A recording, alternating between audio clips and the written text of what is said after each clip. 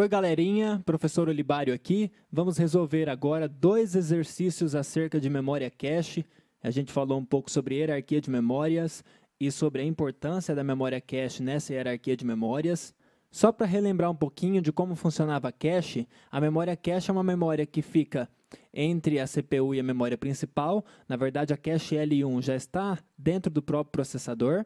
E a gente pode ter diferentes níveis de cache. Aqui a gente tem a ilustração de um sistema de memória com três caches, L1, L2 e L3. A L1 é mais rápida que a L2, que é mais rápida que a L3, que é mais rápida que a memória principal. Na L3 cabem mais dados que na L2, que cabem mais dados que a L1. Quando a CPU não acha alguma coisa na L1, ela busca na L2. Se não acha na L2, ela busca na L3. Se não acha na L3, ela busca da memória principal. Se ela encontra em alguma das memórias à direita, ela pega o bloco da memória da direita e passa parte do bloco para as memórias da esquerda, a fim de que numa próxima busca, uma próxima instrução, ela consiga recuperar na cache L1, que é a mais rápida. Sabendo disso, vamos aos exercícios.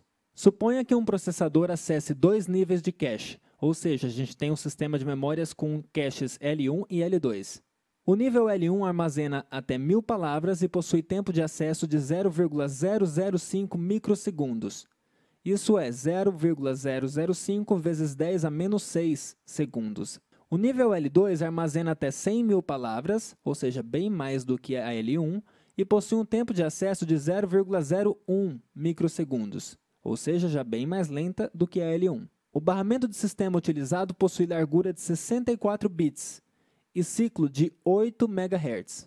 Suponha que 90% dos acessos requeridos pelo processador são encontrados na cache L1 e que outros 7% são encontrados na cache L2. Ou seja, nós temos uma taxa de acerto de 97% e uma taxa de erros de apenas 3% nesse sistema de memória. Qual foi o tempo médio para que o processador acessasse uma palavra nessa situação? Assuma que a máquina tem a arquitetura von Neumann e desconsidere os tempos de cópia da cache L2 em L1 e da RAM nas caches.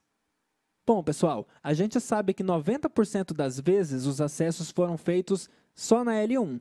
Outros 7% eram encontrados na cache L2 e apenas 3% eram encontrados na memória RAM. Então, o tempo médio vai ser 90% composto de 0,005, que é o tempo para acessarmos a cache L1. 7% desse tempo médio vai ser o tempo para acessarmos a cache de nível L2, que será 0,01 microsegundos. Será que é isso? Não, na verdade não. Por quê? Para acessarmos a cache de nível L2, significa que o nosso processador teve que acessar a cache L1 e não encontrou o dado lá. Então, 7% das vezes, o tempo que o processador teve para encontrar os seus dados foi 0,05, porque ele buscou na L1 e não encontrou, mais 0,01, que foi o tempo para ele buscar na L2 e encontrar. Os outros 3% são o tempo que o processador teve que gastar para buscar os dados na memória RAM. Para ele buscar os dados na memória RAM, ele teve que buscar na L1, gastando esse tempo aqui e não encontrar. Teve que buscar depois na L2 e aí sim teve que buscar na memória RAM. O exercício não deixa explícito o tempo de acesso na memória RAM, mas ele fala que o ciclo é de 8 MHz. Bom, então nós temos os dados. Tempo de acesso à cache L1, 0,005. Tempo de acesso à cache L2, 0,01. E qual é o tempo de acesso à RAM? Bom, a gente tem um ciclo de 8 MHz. Mega, a gente já viu que é 10 a sexta. Então, a gente consegue em 1 segundo, porque 1 Hz é uma unidade por segundo, fazer 8 megaciclos. Ou seja, 8 vezes 10 a sexta ciclos. Então, nós fazemos 8 vezes 10 a sexta ciclos em 1 segundo. Para nós acessarmos uma palavra na memória RAM, a gente precisa, na máquina de von Neumann, de 2 ciclos de clock. Se você não lembra disso, recomendo que você reveja o vídeo sobre ciclo de busca e execução em detalhes, que está aqui no canal.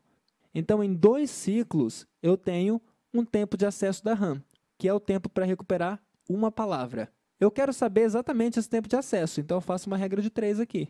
8 vezes 10 a sexta ciclos em 1 segundo. 2 ciclos vai ser quanto? Multiplico em x e eu tenho que o tempo de acesso na RAM vai ser 2 dividido por 8 vezes 10 a sexta. 2 dividido por 8 dá 0,25. Então, vai dar 0,25 vezes 10 a menos 6, porque eu dividi por 10 a sexta. 10 a menos 6 é micro, então o tempo de acesso à RAM é de 0,25 microsegundos. Pronto, já temos tudo o que a gente precisa. O tempo médio vai ser 90% das vezes o tempo de acessar L1, ou seja, 90% das vezes, 0,9, eu tenho 0,005. 7% das vezes é o tempo de acessar a L2. Então, 0,07, que é 7%, eu acesso a L2. Para eu acessar a L2, eu tenho que ter acessado a L1 e não ter encontrado lá. Então, em 0,07, ou seja, 7% das vezes, eu vou ter um tempo de 0,005 mais 0,001. E em 3% das vezes, eu vou ter que ter acessado a cache L1 e não encontrado, ter acessado a cache L2 e não encontrado, e ter acessado a RAM.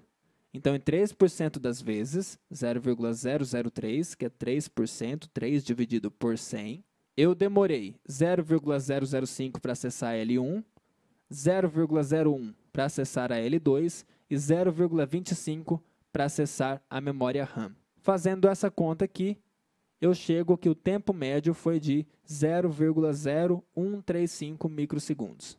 E essa é a resposta que a gente busca para o exercício. Exercício 2. Valeu a pena utilizar a cache na simulação anterior?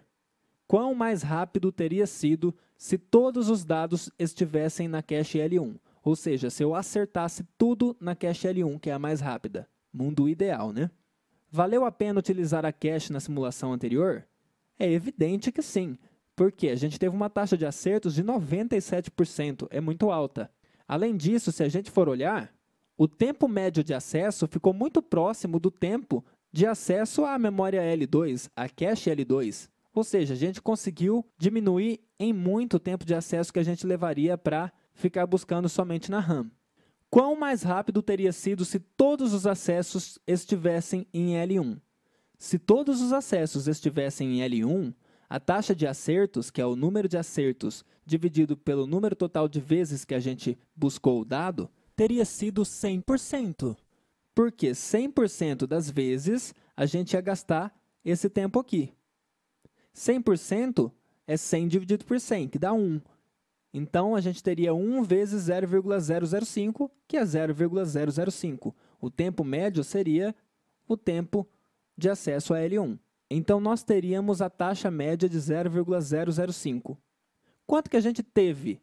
0,0135, com a situação problema que a gente expôs aqui de 97% de acerto. 0,005 dividido por 0,0135 dá 0,3703. Significa que a taxa que a gente obteria se todos os dados estivessem em L1 representa 37% do valor que a gente obteve. Ou seja, seria um valor bem menor do que o valor que a gente obteve, que já é um valor muito bom. Se ele representa 37% do valor que a gente obteve, então, se a gente tivesse obtido esse daqui, a gente teria tido um ganho de 63% na velocidade. Ok? Espero que tenha sido claro para vocês. Se não foi, deixem as dúvidas aqui no comentário. Um abraço e até a próxima. Não se esqueçam de dar like no vídeo e se inscrever no canal e compartilhar o vídeo com os colegas.